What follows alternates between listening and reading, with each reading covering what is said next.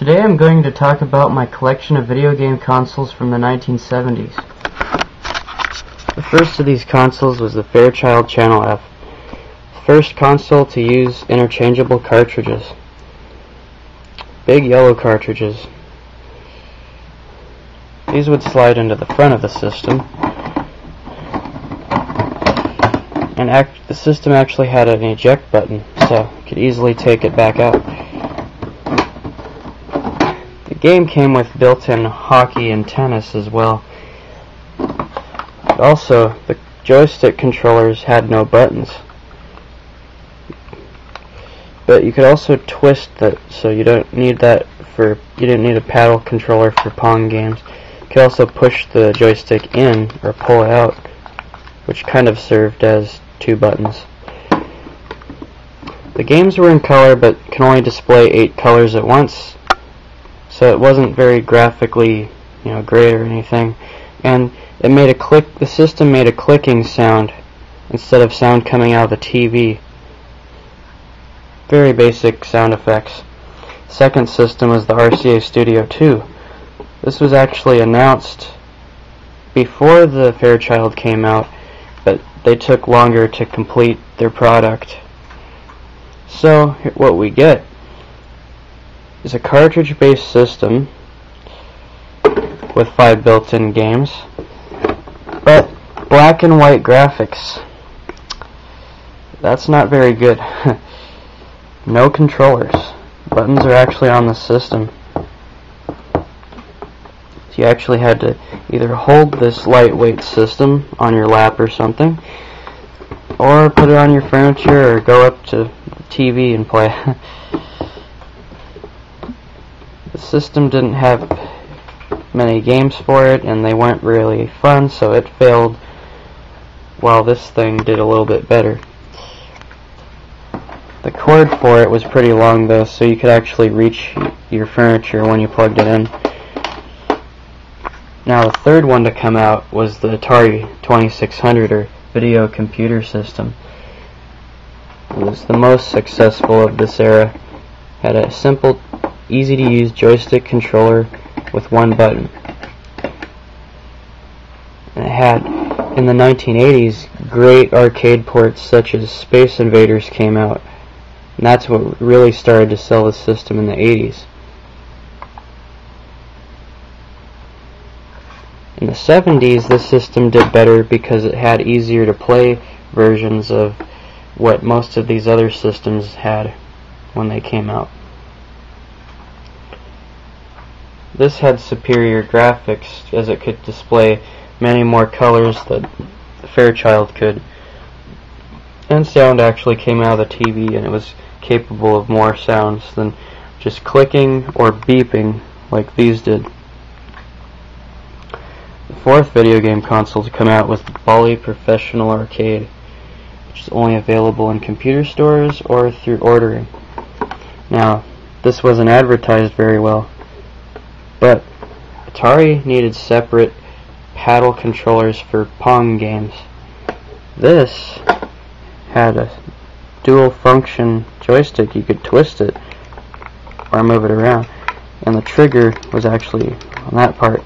Now it's kind of awkward to hold. And the games were even smaller than Atari games. Little thin things. These went in like this. Pushed them down like that. Had an eject button for when you were done. It had a storage slot for keeping your games, or those little cards that come with it that show you what these little keypad numbers mean on a game. Like with the drawing game, which color you're using, color change. See. Yeah, it was pretty nice. Its graphics were similar to those of an early Atari game. It could have done better than it did, but it was advertised bad. The fifth one was the Odyssey II. Came out in 1978. This was one of the more successful systems, but it still didn't sell nearly as much as Atari or the next system. similar to Atari joysticks, but much smoother. It had the only games it had were developed by Magnavox themselves. No third parties, so it didn't have nearly as many games as the Atari, but it could do more than the Atari. It had a computer keyboard with actual letters, so you could do basic programming on it, or learn how on there. You selected game options with the numeric pad usually. The controllers were hardwired though, just like the Fairchild was. The Bally and the Atari actually had detachable controllers that came out of the back of the system. Next up was the Mattel Intellivision.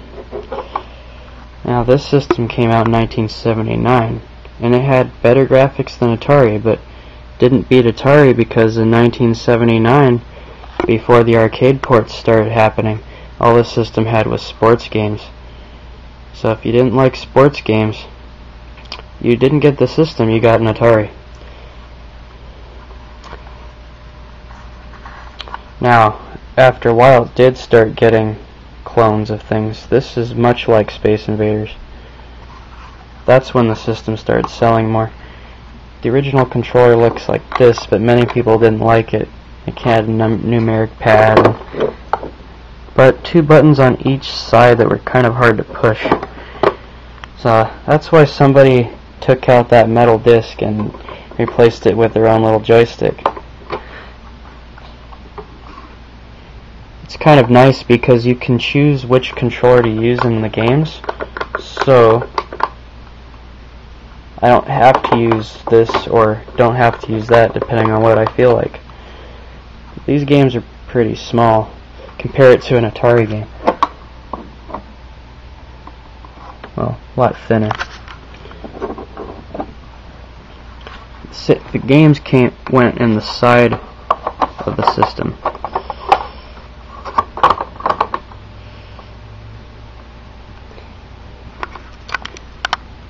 Now, this same year, Milton Bradley came out with their Microvision handheld game system. The first handheld to use interchangeable cartridges. The game actually was the faceplate of the system, so it looked pretty ugly without the game in it. Very simple games, but that was pretty good for handheld. But this thing ultimately lost to the handheld games of the 80s that were standalones, because those had better arcade ports. So these are all the consoles of the 70s that were released in the United States. There is one thing to note about the Atari 2600 besides it being the best system of the time. It is the first system to have a converter to play a different format of games. Although this little part called the StarPath Supercharger didn't come out until the 80s, it works on a 70s system. Now, StarPath used to be known as Arcadia. They had to change the name because that was the name of another company's system in the 80s. But you would plug this cartridge into the system, label facing away of course, and a cord was coming out of this to plug into the headphone jack of a tape player. The games were on cassette tape, and it would load through the tape player. You want to turn the audio up all the way and play it so the supercharger would recognize the coded information in the sound waves and load up the game that was stored on it. Many old computers of the time used cassette tapes for storage media. You want to keep tapes like these away from speakers though, otherwise it can lose its information. But yes, these are all the consoles from the 70s that I have. Very interesting.